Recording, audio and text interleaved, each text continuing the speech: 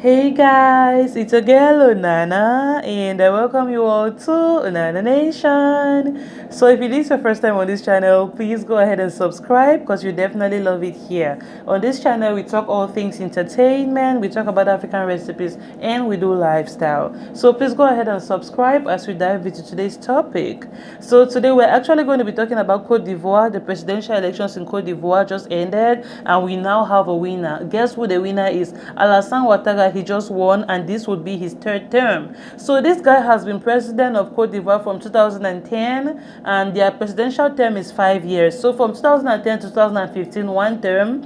2015 to 2020, two terms, and according to their constitution, you're only supposed to run for 2 terms, after which you're supposed to step down and give way for some other person. Just like in the US, you can only have 2 terms. Obama ran for the first time, he won. Second time, he won again. Those were 2 4-year terms, and after that, he stepped down. You just cannot do that. You cannot exceed your term. So Alassane Ouattara, towards the end of his second term, that's he had been in power for 10 years. Towards the end of his second term, he started making statements like, you know what, guys, I'm trying to be an exemplary character. I'm trying to be like a champion for democracy in Africa. I'm not trying to cling on to power like some African presidents have been doing. So at the end of my third term, I'm going to step down so some other person can try their luck, and rule the country. So he was making positive statements saying that he's not going to seek a re-election. At the end of his term, he's going to step down and go away. This is what this power said. And I remember jubilating when I heard this news. I was saying that, where Usa be Vondo for learn from the pie. This is an example of how presidents should behave. Don't cling on to power. When you've done your own, you tried your best. Leave. Let somebody else serve the nation. Let somebody else offer what they have to offer.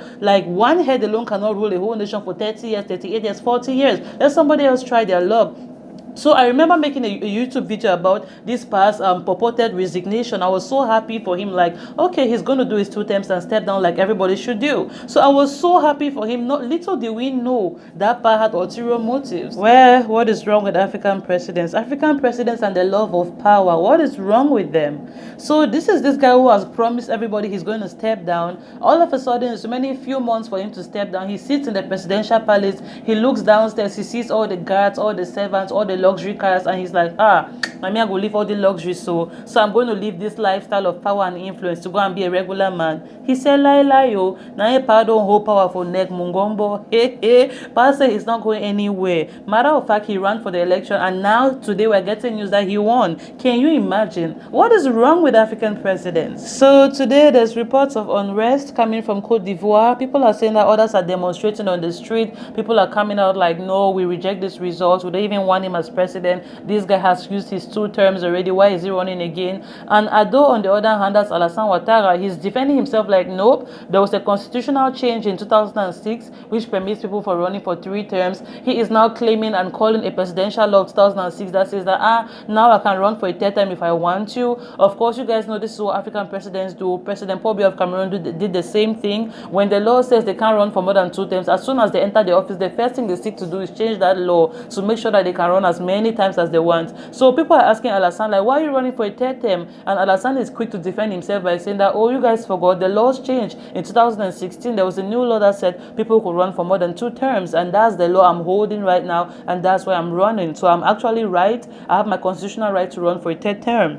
So this is what these guys do to stay in power. They'll keep changing the laws here and there, and it's terrible. So there's reports of civil unrest today on the streets of Côte d'Ivoire. People are fighting each other, and over 30 people have already lost their life due to this civil unrest. And you guys know Côte d'Ivoire, they don't play. When Côte d'Ivoire people want to strike, it's not a child's play. So this can very easily escalate. It can very easily turn to a war. And you guys know Côte d'Ivoire people, when they start fighting, it can last for years and years. So if these people are smart, they should stop this now before it escalates. So things like this really have the tendency of escalating. You guys have seen it happen in so many countries before. So they should just try their best and curb it now. This guy should step down now. Now, power for waiting. You have already stolen enough money. You have a shining wife beside you.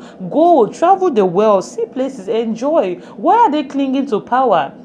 You've stolen enough money, your bank accounts are fat and rich, your kids are settled for life. Why are you still clinging on to power? When will you enjoy the life you want to enjoy? So the other candidates for this presidential election, this particular election, they're like, no way to way. We're not going to take this line down. We're not going to let this guy manipulate us like this. So we have candidate number 2. This is Henry Konan Bedin. He was a president once in Côte d'Ivoire in 1993. He ruled from 1993 to 1999. And then we have Pascal Afin Gessan is another candidate. We have Kwadjo Bon Conan Bertin. This is the third candidate, and then we have Alassane Ouattara is the fourth candidate. So these are the four candidates that stood for this election. Ouattara, of course, is the winner today, and the other three candidates came out like, we're not going to let that happen. So they are calling the Ivorian people to come out to march on the streets. They are calling for civil disobedience. They are calling for somebody else to take power. They're calling for a transition of power to somebody else whom they will agree on later. Right now, they're like, for now, we're not going to take this. We're not going to let this happen. So this is the current state of events in Côte d'Ivoire today.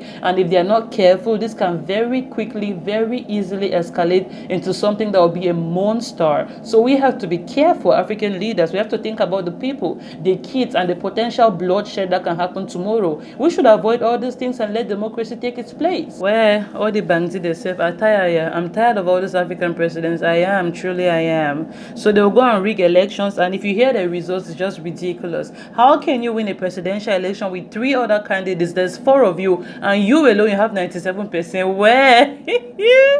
Where, Papa? You want thief? You not even thief with sense. How no? The one that can level where? I'm just tired of these guys here. I am. Oh. So when you look at the list of the presidents in the world who are like the longest serving presidents, it's full of African names. It's a whole list that's supposed to include the world, all 194 countries, but it's mostly African names, just to make you see how African presidents are power hungry, power greedy. They want to stay in power forever. They want to be presidents for life. So when you look at the current list, number one, Oga at the top, topping the chart is the president of Cameroon, Paul Biya, after which we have Teodoro Obiangema Mbasogo, Denis Sassou Nguesso, and Yoweri Museveni. So these are African presidents: Cameroon, Uganda, etc., Côte d'Ivoire. I'm sorry, not Côte d'Ivoire, Equatorial Guinea. I've been to this country, I keep forgetting the name. And then we have Yoweri Museveni from Uganda, Idris Deby Itno from Chad, and who else is African here? Paul Kagame from Rwanda. So these are the longest serving presidents in the world right now. Just look at the list. The first 10, we have about 6 Africans in it. Africa, who did this to us? Are we not, I don't want to say cursed, we're not cursed, we're a blessed people. We are. It's just that our leaders have decided to hold us on our throats, and we are not strong enough to push them out. We keep talking and talking, yada, yada, yada, no action, and that's why they keep treating us anyhow.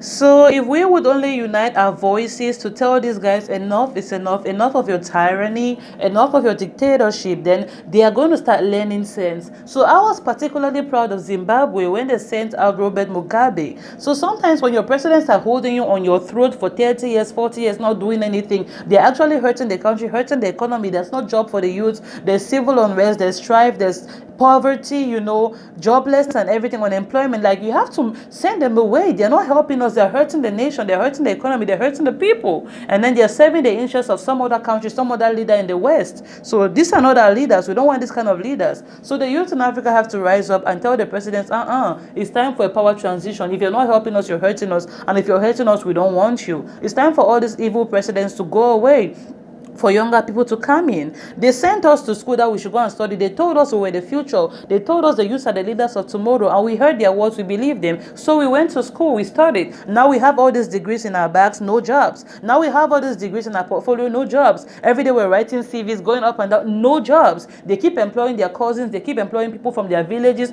corruption, nepotism, and we are out here jobless. And most of us are traveling and running to other countries with degrees that we cannot even use. So we are all hurt as African youth, and enough is enough of this nonsense. Enough is enough. We don't want all these leaders again. They should go. We are going to send them away in a very nice way. Like, there's going to be power transition and all that. They should leave us in peace. Let's take our countries back. Let the youth rule. We are capable of doing this. We are smart. We are intelligent. We can bring change. We can make policies. We can brainstorm and make our nations better. I don't know why people who are brain dead, 90 years old. What are you thinking at 90 years old? Your brain does not function right. Give way for the youth. Alright guys, so we've come to the end of today's video. Thank you guys a lot for watching. I remain your girl Nana. If it's your first time on this channel, please go ahead and subscribe, and I'll see you in my next video.